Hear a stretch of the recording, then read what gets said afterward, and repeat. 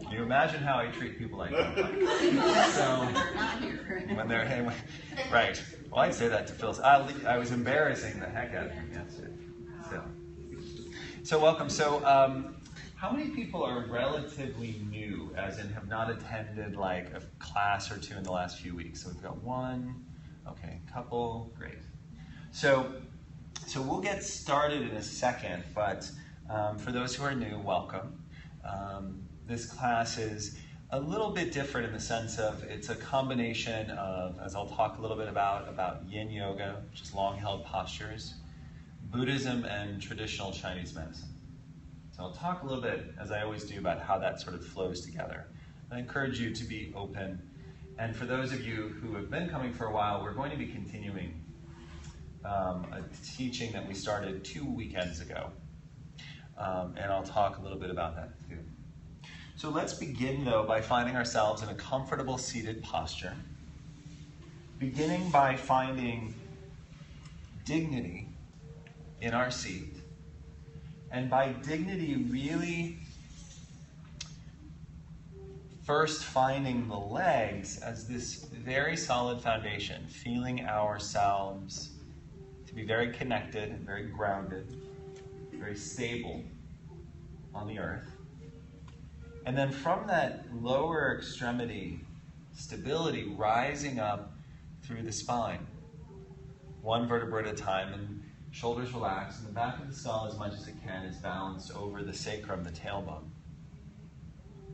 And we find this sense of uprightness and gravity. And through that, beginning to embody a kind of regalness or dignity that is neither cold nor rigid. So it can be very easy to kind of solidify ourselves by tightening the back, tightening the chest, in a sense, preparing the body to be kind of a target for arrows. The dignity that we're looking for is strong but relaxed. Its inside is strong, but its outer appearance is very tender or gentle. You may need to play a little bit with that as you sit here, finding a kind of gentleness, a kind of tenderness in the externals, but a sense of strength in the center. We've begun to use as a touchstone for this posture a quote from Dag Hammarskjöld, roughly translated as, "The only dignity which is genuine is dignity that is not diminished by the indifference of others." So there's a sense of a dignity that is sort of self-generated, arising from within, not dependent upon affirmation from others, to be alive and experienced and expressed.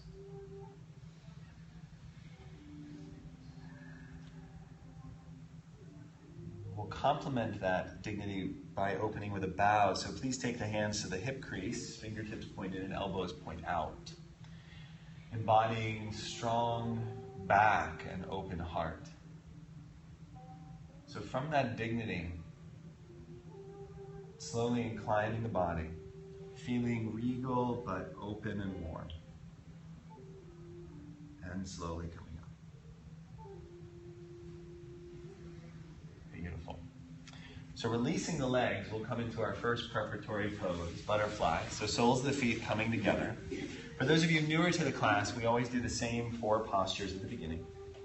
So starting with the feet together and the spine long, let's just begin to draw ourselves forward.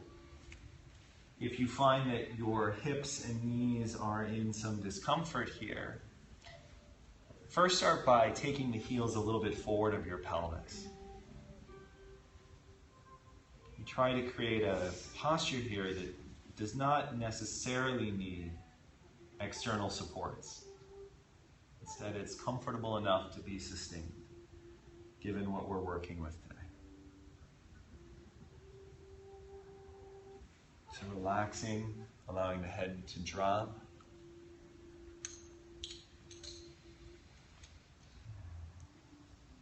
And we begin with the first of the three questions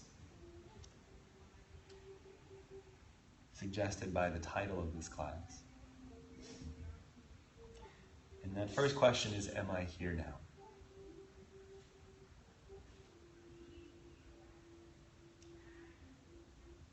And in this question, am I here now, building a kind of confidence in our ability to come back from wandering in thought. So as we're sitting in the posture, relaxing the body yet feeling sensation,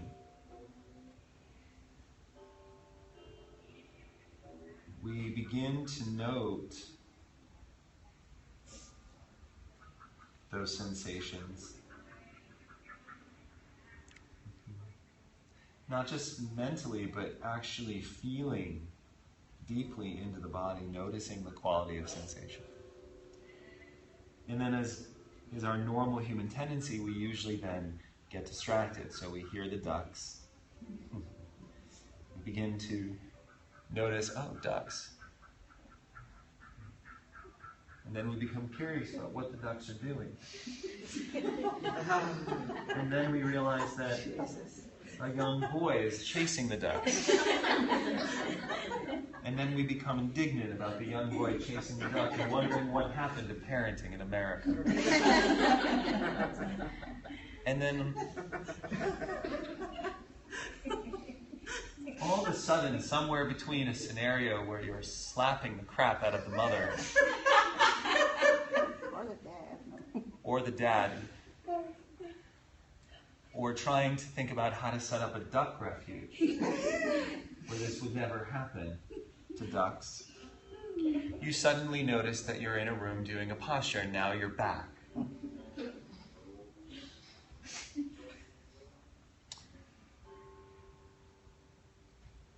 And you're back for a bit, and then all of a sudden another thing comes to mind, like, did I leave the stove on?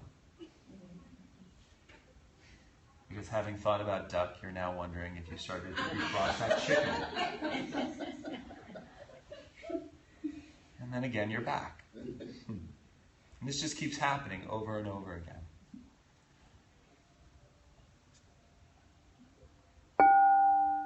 Am I here now? Can I feel what's going on in my body? Can I relax around that sensation? And we slowly start to come up.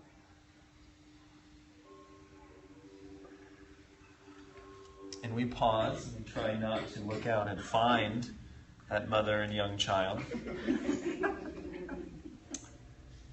But luckily for us, the next pose is Sphinx, so we can stare out the window as needed. So we come on down to our abdomen. It's the only thing being talked about right now. Oh, it's on the web, so they'll know. So from here, we're live tweeting. This is modern yoga. So from here, we've replaced Patanjali's Raja Yoga with periscoped Yin Yoga. That's a new thing. So we'll start with the elbows under the shoulders, as we normally do. And if we find that the back is tender, we either widen the thighs or take the elbows forward. And if we're experienced in this posture or have an open spine, we can actually start into a variation of seal pose. Starting with the arms starting to straighten the arms. Either way, settling in. And again, relaxing the head and neck if that's appropriate for us. So, am I here now as a question really draws our attention to the ways in which we have an inherent mechanism for drawing us back to the present moment. Practically, we experience this as the sense of coming back from wandering in thought or getting caught up in anything.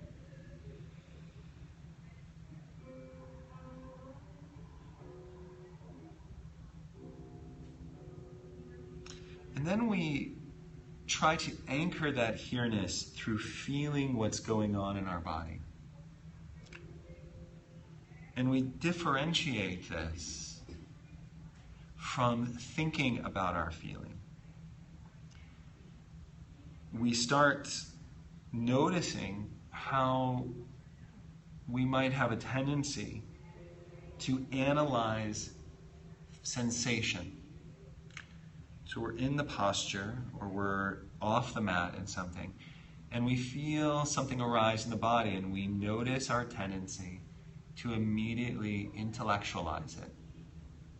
Oh, that's my ex, or oh, I wonder why that's happening. And we quickly start to flow into narrative. Meanwhile, the sensation itself may have dissipated, disappeared, or changed in some way. So as we persist in the posture on the mat in this practice, we just continuously try to notice sensation in its raw, unprocessed form, rather than labeling or explaining or describing with words that particular sensation.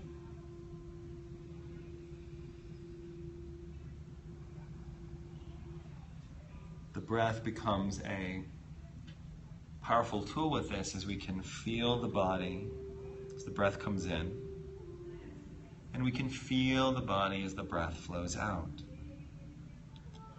And we can begin to expand that awareness, if it's appropriate, if we're able to just feeling the quality of the forearms on the mat, the pelvis, tops of the feet, the back.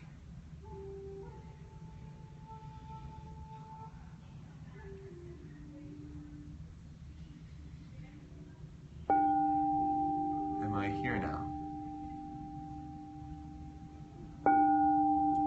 Can I feel what's going on in my body? Can I relax around that sensation? To come out of the pose, we flare the elbows or bend the elbows back to the earth, and then open them up and just relax down for a moment. Sphinx pose, although generally gentle for most people, does generate sensation in the low spine. So we take a moment, and just as we did in the posture, we notice sensation.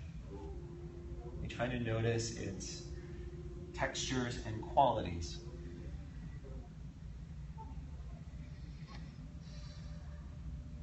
Then for the last two postures, twists, we can keep our heads oriented as they are and simply roll onto our spines here. So your head will remain facing the nominal front of the room.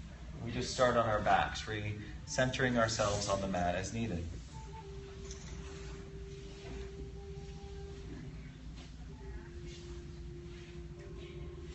Collectively defining left today as the full wall side of the room. So if you have a tendency to define that as right, we're just going to ask you to join the rest of us in making that your left today. So please begin by bending your knees with your feet flat on the floor and taking both knees slowly and easily over to that left. And as you come into this pose, you may notice that there is too much strain on your spine, so you'll just lift that top leg away from the bottom leg. But if you need more, you'll simply take the bottom ankle and hook it the outside of the leg, creating a little bit more of a twist. Finally, we can extend that twist up into the torso by simply lifting the right arm, the arm on the opposite side of the body from the way the knees are going, and up. Feeling the stretch distribute now up the sideways into the armpit. The final question, can I relax, is the reminder not to make concrete or to intellectualize experience. So we've come back from being distracted. We've anchored our awareness in feeling. And then we, at the first stage, avoid. And later we notice just the non-arising of intellectual thought around our feeling. So instead of analyzing, we experience sensation. And that comes through relaxing. Relaxing our desire to tether our mind to sensation. And allowing the mind, once tethered, to spin stories, to explain or analyze.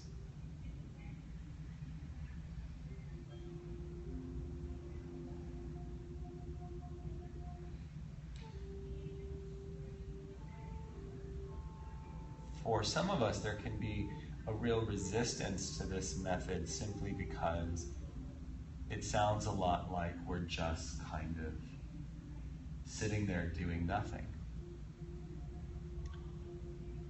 Of course, doing nothing is a lot of work, but the reality is we're actually doing something, which is we're feeling very deeply and very intensely and in a very raw way. We're just so used to the intellectualization of things. Or on the flip side, we're so used to numbing that this ground of feeling is very foreign to us.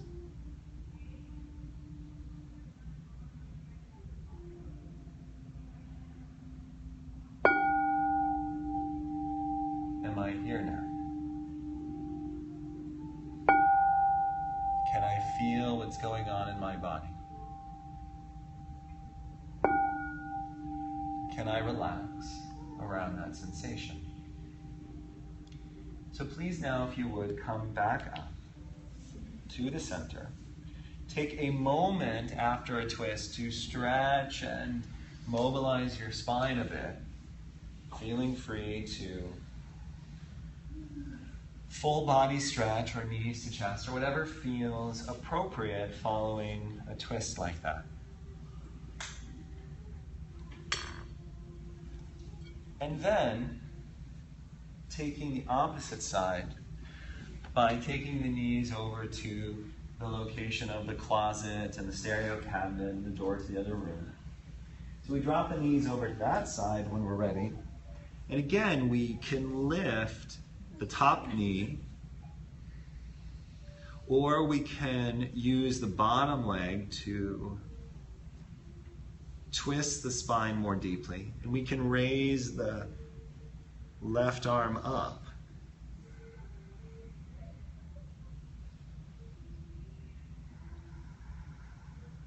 And feel the twist across the body.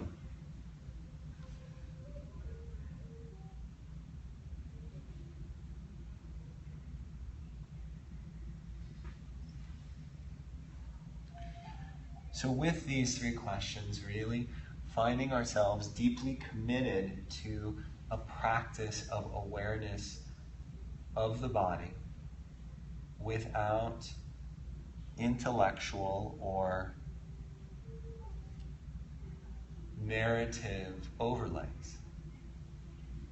So we're getting really in touch with the felt reality of our bodies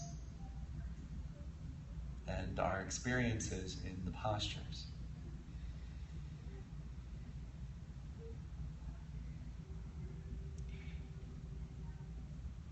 One note, something that I have not, I think, mentioned before, for those who have been coming for a while, that is not to say that we don't experience thinking. It's to say that we treat thinking as yet one more thing to not glom onto. which is to say we don't get caught in thinking about our thinking or allowing thoughts to carry us away. So it's quite possible when you're in a pose, you'll get a thought like, I'm really very bored, or I wonder if, and there's a slight difference that we'll experience between getting absorbed in that thought versus noticing that the thought has arisen. So our goal is not to think per se, but it is to feel, and when thinking arises, to not be distracted by it.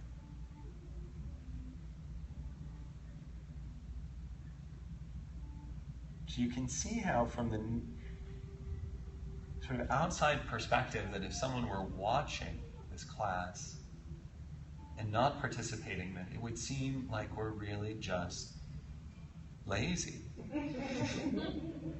Like, this is so indulgent. But you begin to really quickly realize how much work it is initially just to kind of feel what's going on in your body and to relax rather than to get constricted around it.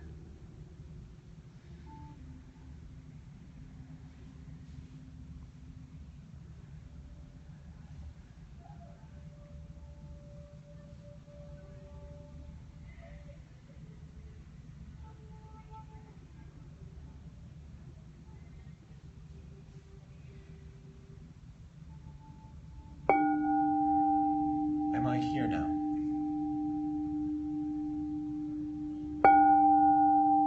Can I feel what's going on in my body? Can I relax around that sensation? So please begin to come up and out of that posture, meaning to come back to the center. You don't have to sit up quite yet, but take a moment to relax and to stretch out your spine.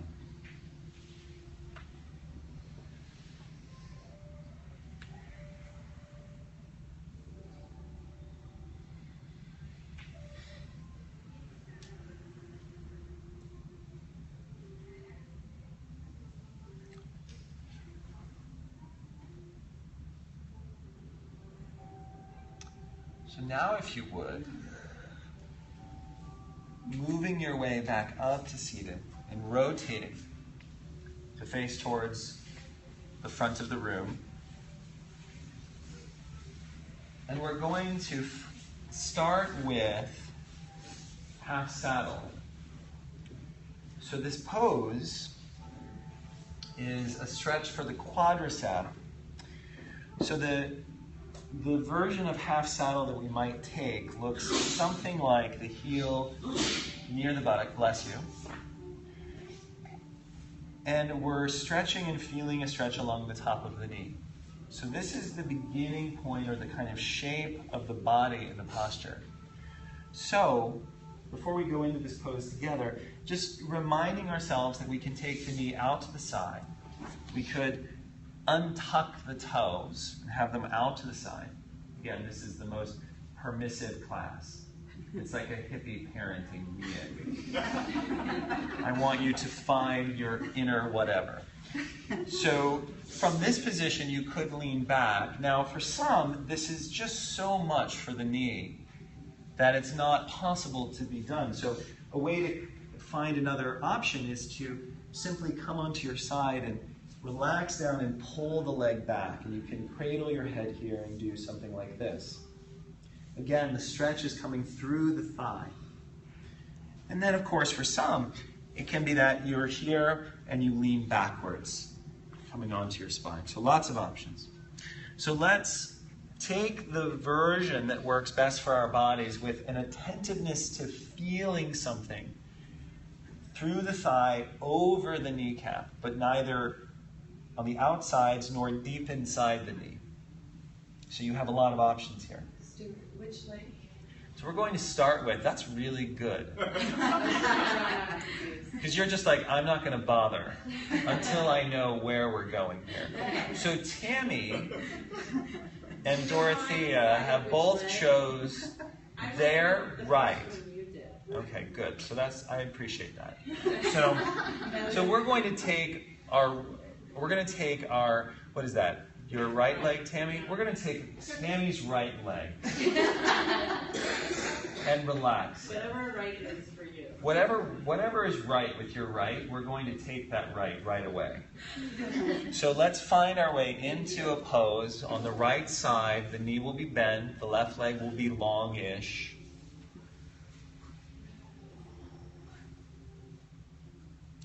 And we're just going to enjoy that posture. Enjoy, right? That's something that you hear a lot in the yoga of suffering, right? They'll give you a posture and be like, enjoy. So don't worry, the time has started, but now we start to hold the postures for about 5 minutes. And the difference between 3 minutes and 5 minutes will become about more than 2 extra minutes for most of us. So in this class, again, both for those of us who have practiced together for a while and for newer students, so the 3 questions never stop becoming important, although after the first 4 preparatory postures, we don't continue to kind of talk about them in postures.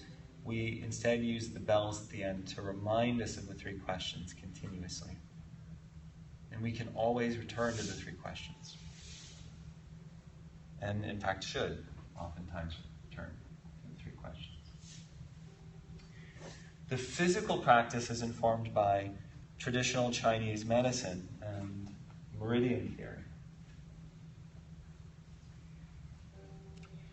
So today's class, which is similar to the class we had 2 weeks ago, is focused on the spleen and the stomach channels. So the spleen channel, spleen and stomach runs up the front of your shin bone, all the way up through your thigh, through your body, through the midline, up through the neck, and then ends in the eye. The spleen channel runs through the inner thigh, up through, following more laterally towards or closer to the rib cage armpit side, and then ends in the armpit. So the postures that we do will in some way, shape, or form relate to those boundary lines. And in thinking about what the qualities of these 2 channels are about, our good friends Harriet Beinfeld and Ephraim Korn in their book Between Heaven and Earth write, when overburdened by excessive input, either food or information, the spleen cannot transform or transport what it receives, and it produces congestion instead of providing nourishment. This congestion is experienced as distension, fullness, and lethargy, accompanied by ponderous, obsessive, and muddy thinking. Movement of the mind and body is lugubrious, sad, and effortful. When the spleen is exhausted, the mind becomes disoriented, easily distracted by scattered, superficial, and elusive thoughts. The body feels fatigue, a lack of energy, and strength.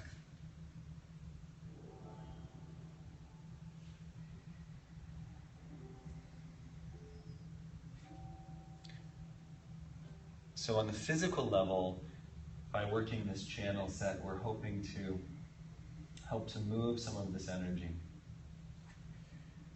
And it will relate to our theme that I'll talk about in a moment.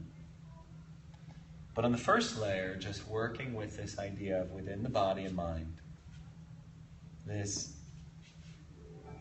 tendency to weaken the spleen and stomach by overloading and under-processing information, experience, and food. I here now?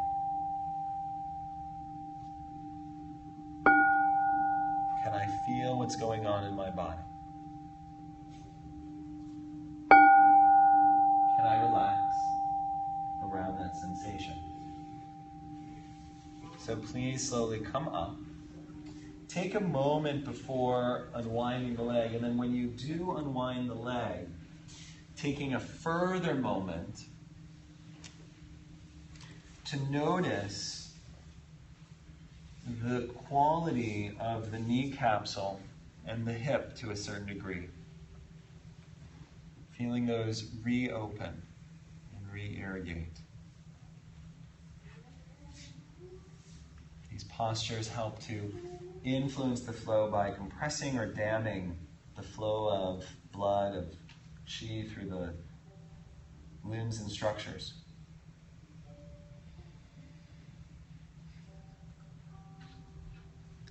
Let's now take the other side. Feeling free to explore other options based on how this side of the body feels. It is perfectly acceptable if there is too much sensation caused by bearing the full weight of the torso down to lean off to the side, for example. Or to modify the seat by lifting the buttocks up or by placing a blanket or something behind the knee. So feeling free to lay down or to take the side lying position as we need to.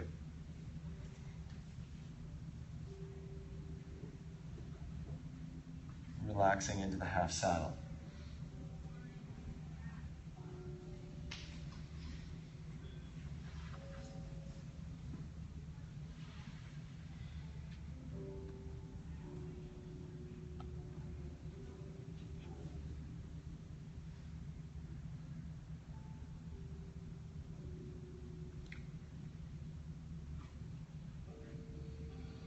So we might first note that in the description of the spleen and stomach channel, we're not just speaking about the body, but also the mind.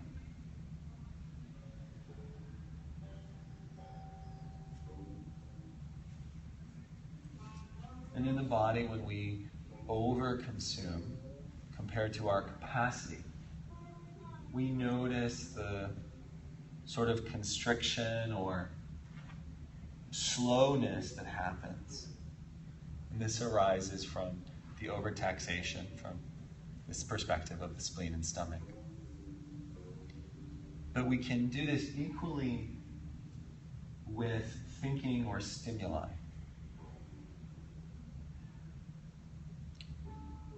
So we notice the tendency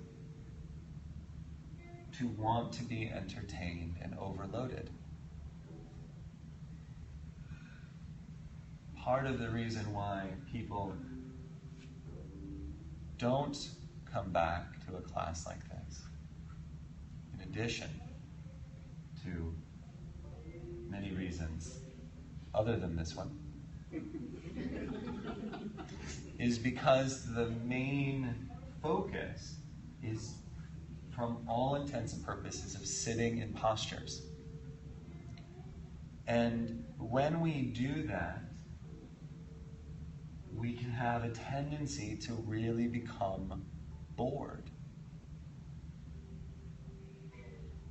to really question the value proposition of laying here in saddle pose, half saddle, for 5 minutes. And one of the things that we try and do in yin is we try and tell you, well, you're reshaping your ligaments. But realistically, we really experience that boredom.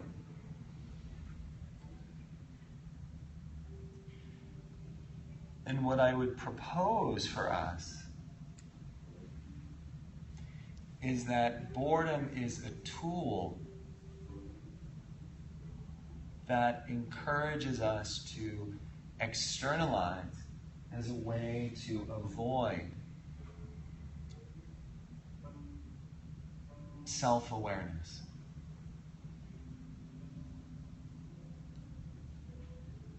in the past we've often heard about the root of the term patience, which comes from the Latin patio, which means to suffer. And thinking about that in the sense of impatience is the unwillingness to stay with what is difficult or uncomfortable. And what we discover through this practice, well, I should say differently, what I have discovered through this practice is I am the person I like the least.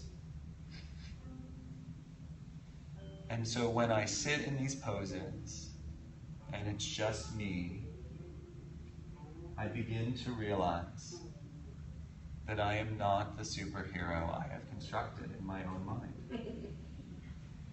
I am not that great. And very quickly, I begin to distract myself with stories or getting out of poses and stop practicing. Or say, oh, I need to stop practicing because, oh, I might injure my knee. Or something might be burning in a house 12 houses down, so I should probably be ready to help if needed. We can find all sorts of ways once we realize that we are indeed the most difficult person we have to deal with, to start getting very external.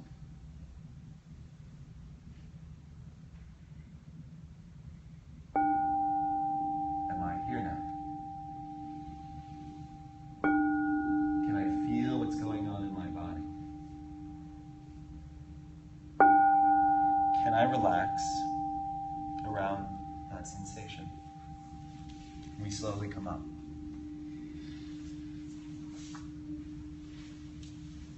And as we come up, we may find that we feel just as shitty as we did before we were in that pose. Nothing has happened.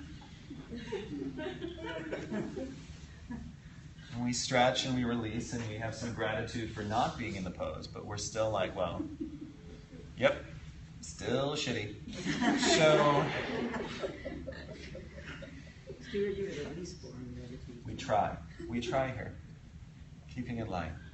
So then we do what we should do, right, is we try another pose, because maybe that's what's going to make this work. So let's do swan pose, because that seems like a good idea. And we're all going to do this together because, well, collective idiocy is much better than individual. So we're going to start by taking the right leg, so this way we can just get going, right? So we're going to take the right leg and bring the shin bone parallel to the short edge of the mat.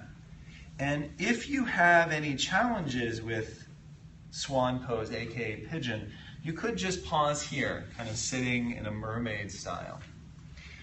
Some of us will begin to extend the leg back.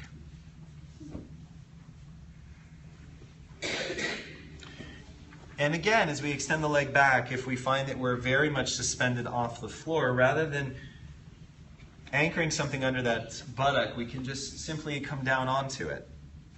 And then we begin to lower the body so that we are providing pressure to the spleen line of the inner thigh. So the most important aspects of this pose is that the front leg is bent and that the body is pressing down on the front leg.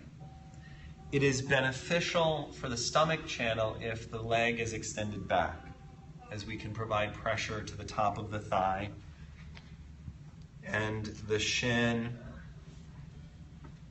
and top of foot where the stomach channel is running, but it's not necessary, particularly if we would legitimately injure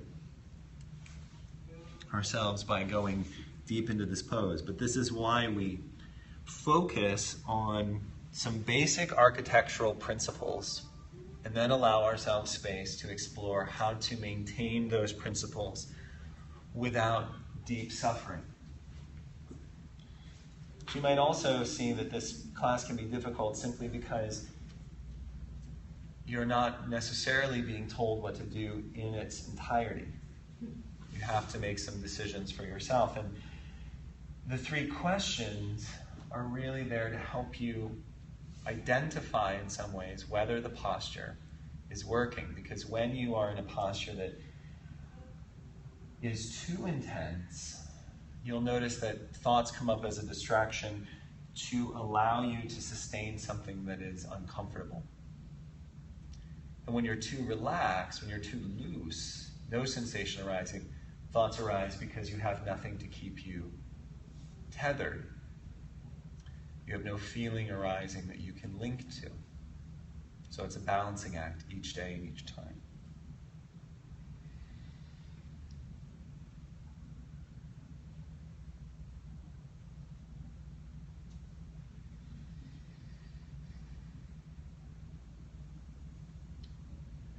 In our last class together, we explored or started the exploration of another set of Lojong slogan. So if you're new to class, the Lojong slogans were a set of mind training tools that were brought to Tibet by an Indian Buddhist monk. And these mind training slogans were a tool to develop greater ease and proficiency in the Buddhist meditation techniques.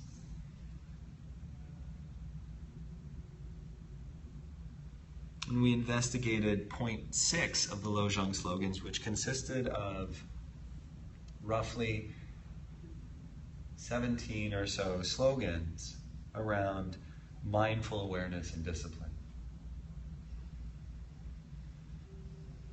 And now we're turning our attention to another much smaller set, but we will marinate and stew on these slogans much more intently.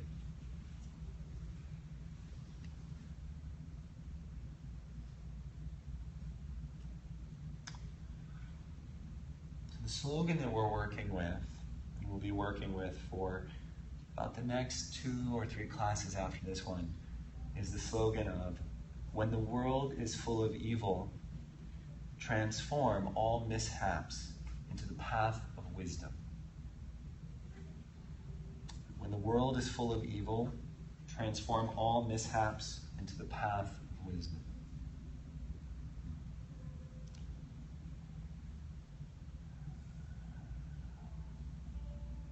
And we're going to reintroduce the mental technique that we practiced in our last class together. And I'm going to explain the technique in this side, and then as we take the second side, we'll actually apply it. So this technique is actually asking you to do something with your mind. So having spent some time for most of us in the 3 questions, we're now going to use some of that space we've created to actually do some contemplation without becoming neurotic or grasping. So the technique that we're going to focus on is noticing a sensation in the body and tracing that sensation back through its sources of arising.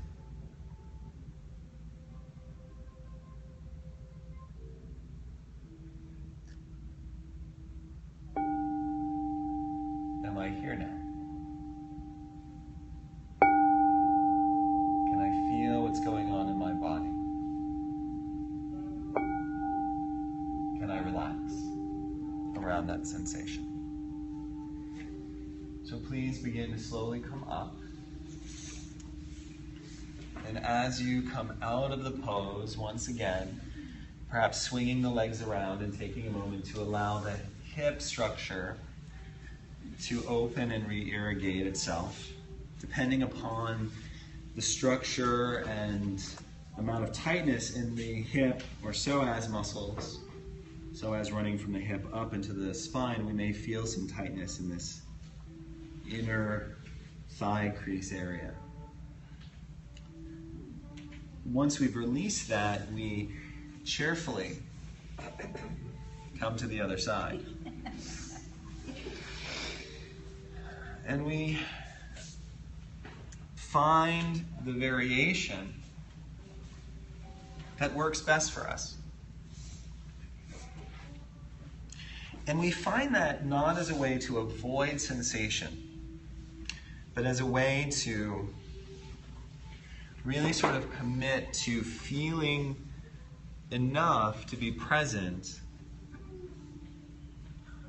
So embracing a kind of expression of that Buddhist idea of the middle way. Or as sports and performance psychologists call it, this position of maximal flow,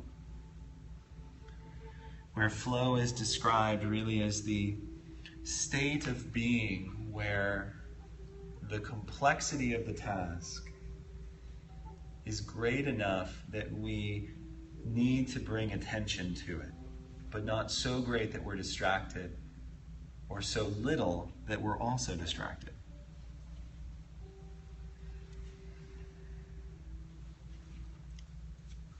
So for this technique,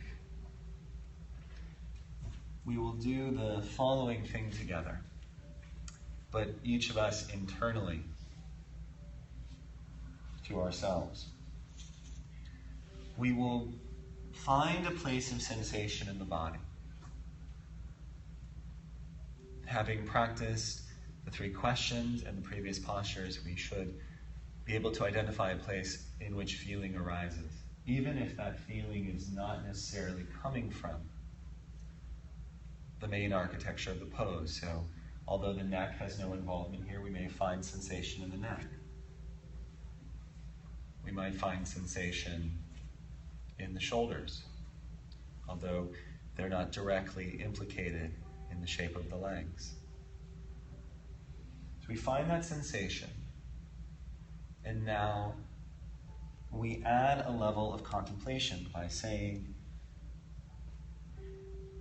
I feel something in my, name the body part.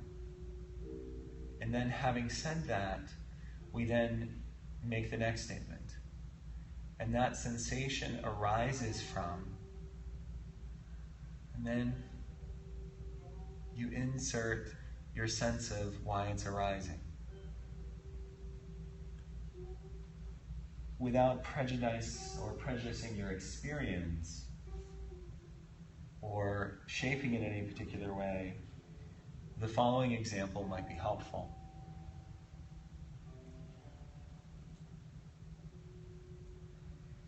I have a sensation in the right side of my neck. That sensation arises from my muscles. That sensation in my muscles arises from the way I hold my neck. The way I hold my neck arises from the fact that I cradle a cell phone against my ear several hours a day. Cradling the cell phone against my ear several hours a day arises from my need to work.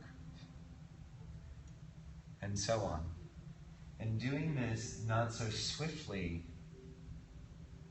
that you're trying to get through it all, but rather just feeling that awareness as it spontaneously arises without forcing it.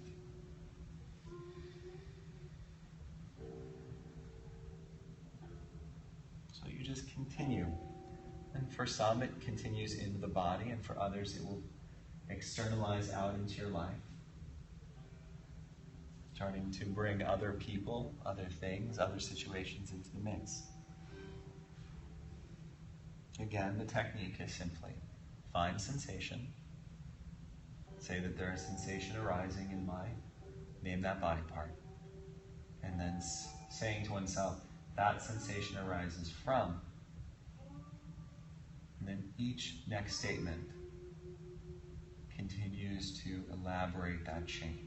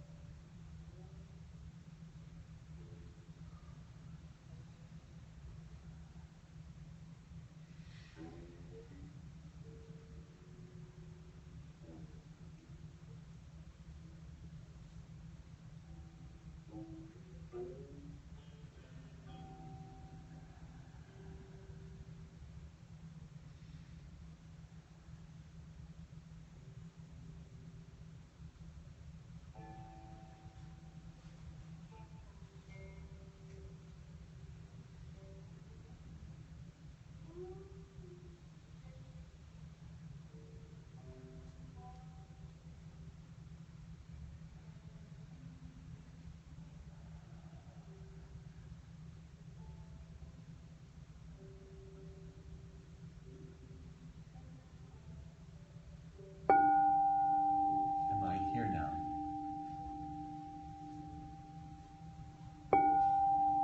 Can I feel what's going on in my body? Can I relax around that sensation? So please draw yourself up and out of swan, aka pigeon. Come out and both relax the contemplation technique as well as the body. Stretching and opening the hip that has been both stretched and sort of constricted. So take a moment, allow that to open, however you want to express that. And the next pose, which will be quarter dog, will have no instruction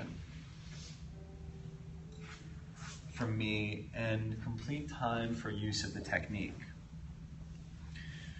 So coming to all fours first to begin setting up the pose.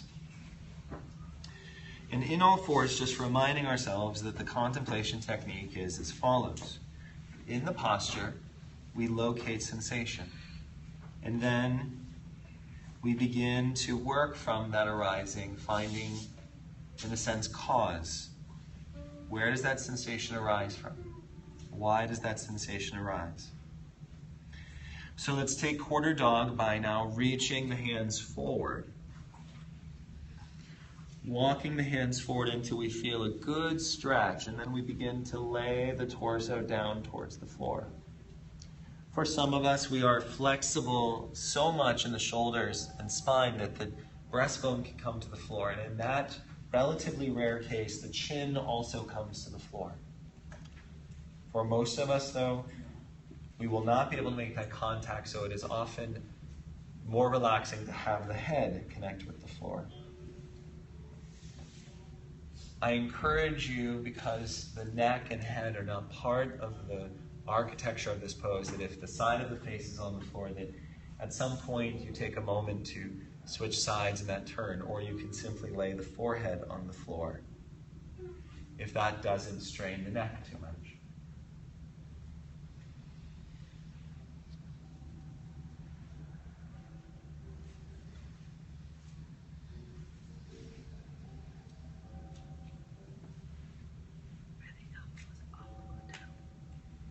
So a question is, are the elbows off or down? With the arms straight, the elbows may not make contact.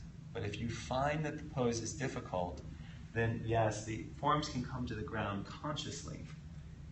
And that will help to allow you to have a back bend, but it will be slightly less intense.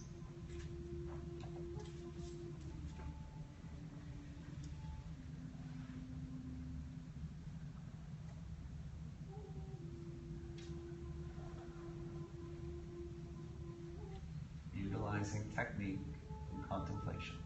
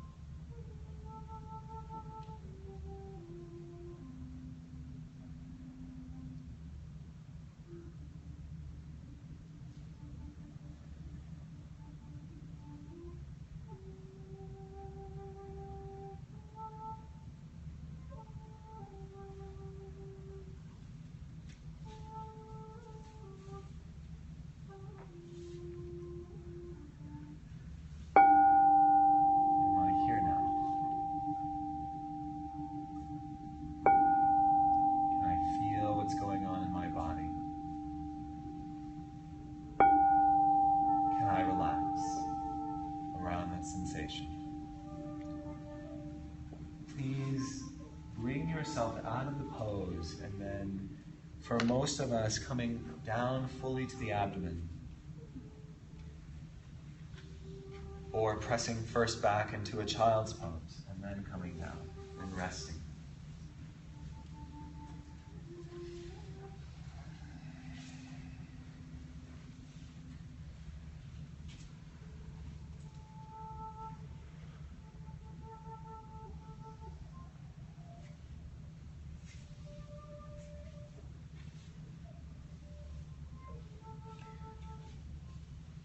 Now, please, come onto your back, feeling free to keep your head oriented as it is.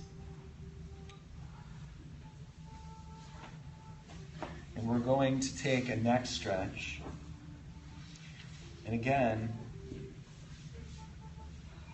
using the technique, but I will also make note that we stay in postures that are predominantly focused on the arms or neck for less time. So we'll only spend 2 minutes per side in this neck stretch. N-E-C-K, neck stretch. So please begin by bending the knees, feet flat on the floor if they're not already. And then walking your right leg slightly outside of the line of your hip so that you can reach down with your right hand and grab your ankle somewhat strongly. And now please extend your left leg out straight. First, begin by walking your foot slightly away from you with your hand still attached to the ankle until you feel a good, strong pull in the shoulder. Then, once the shoulder stretch is established, taking your free left hand and bringing it up to the right side of your skull. And using the hand to draw the head to the side while keeping the chin facing skyward. There's a tendency to roll the chin down to the shoulder. So please begin by keeping the chin pointed skyward and then play with rolling the chin towards the shoulder if that helps you to more deeply stretch the neck. And again, either the 3 questions or, if we have space to do so, the contemplation, finding sensation, tracing its arising.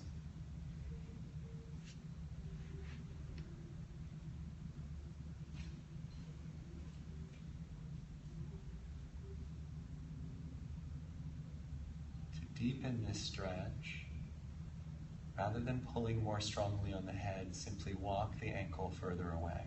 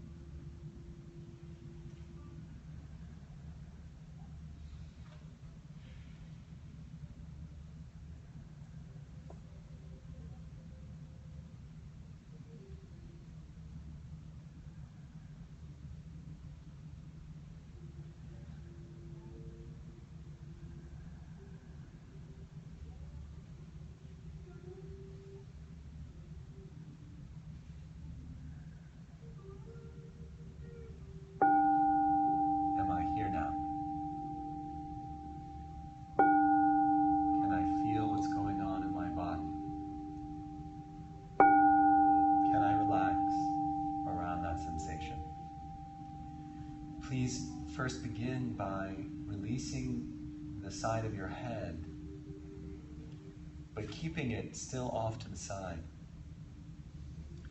Now please release your ankle, and before moving your foot, simply feel the quality and movement of the shoulder and neck complex.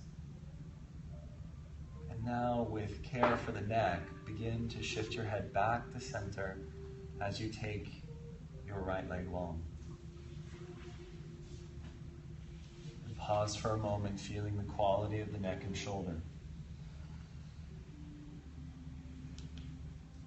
We will take the same stretch on the opposite side, so when you're ready, we can begin simply by bending the left leg now, keeping the right leg long. And with the foot outside of the line of the hip, this is to facilitate grabbing and then moving the leg. So it depends on the length of your arms, on the flexibility of the knee and ankle.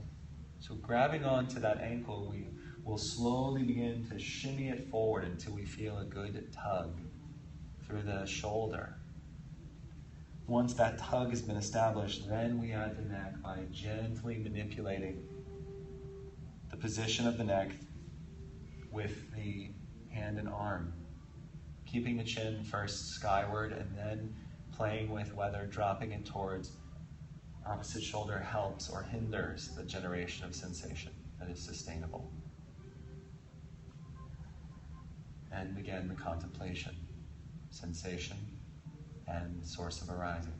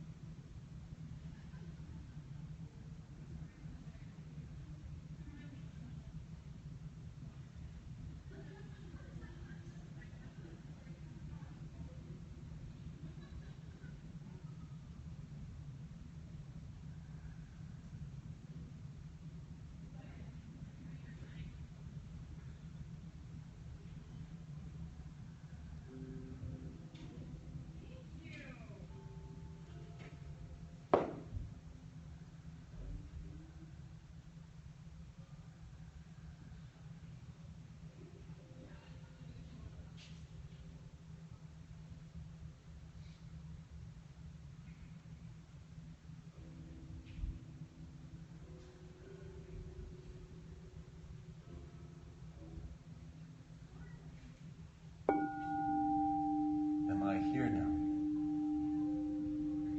Can I feel what's going on in my body? Can I relax around that sensation? Once again, first, releasing the pressure from the skull, but keeping the neck in its position. And then releasing the hand from the ankle and feeling the rebound in the shoulder and neck complex. And then finally, bringing the head back to center and straightening out the legs. Taking a restful moment, and if you'd like to complete the practice from a meridian perspective, either with your own hands, perhaps rubbing them together slightly for warmth first, and removing any eyeglasses, just taking a moment to cover the eyes. This technique, which is common to many Eastern traditions, including Hatha Yoga, it's called palming. It's said that the heat from the hands can positively influence and heal the eyes.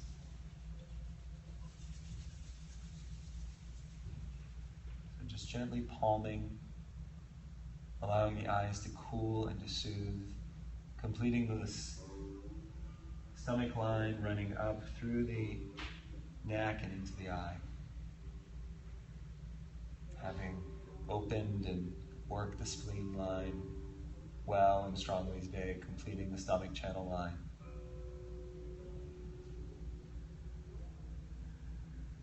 And then, when you're ready to, you'll just simply release the palming and stretch and move as if coming out of a restful and full sleep. So just moving the body naturally.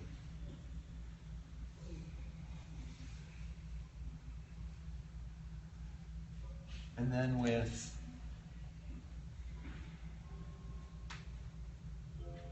as much relaxation and awareness as you can generate, coming back up to your seated posture. Returning to dignity. Hopefully having never left it. But if necessary, reestablishing it now. Guys, perhaps lidded fully, perhaps half, or open but with the gaze subtle and softened, hazy even.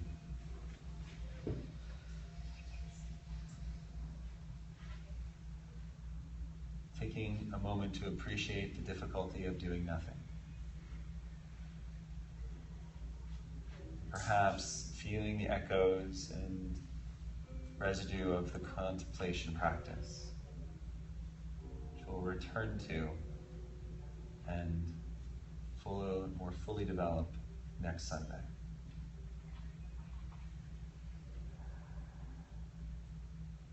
And in preparation for that, a poetic offering for closing. A haiku. This cold winter night, that old wooden Buddha head would make a nice fire.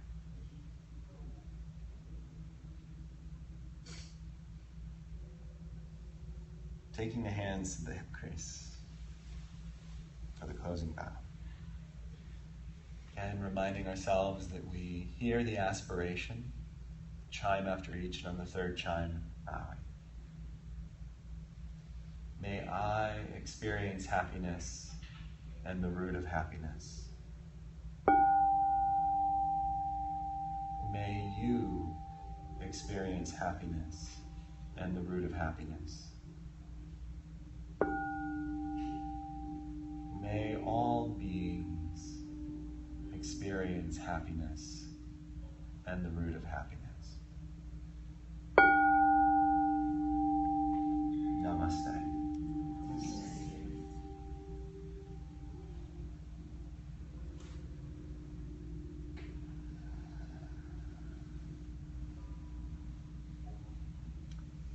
So thank you everyone for a wonderful practice. Have a good rest of your Sunday. If you're staying for Reiki Restorative, it will be next door. If you're going to take Meridian Energy Arts Vinyasa, it will be in here. If you're going somewhere else, although I cannot direct you, I hope you have a wonderful time wherever you end up. And hopefully we'll see you next Sunday. Have a great week. Thank you so much. Thank you.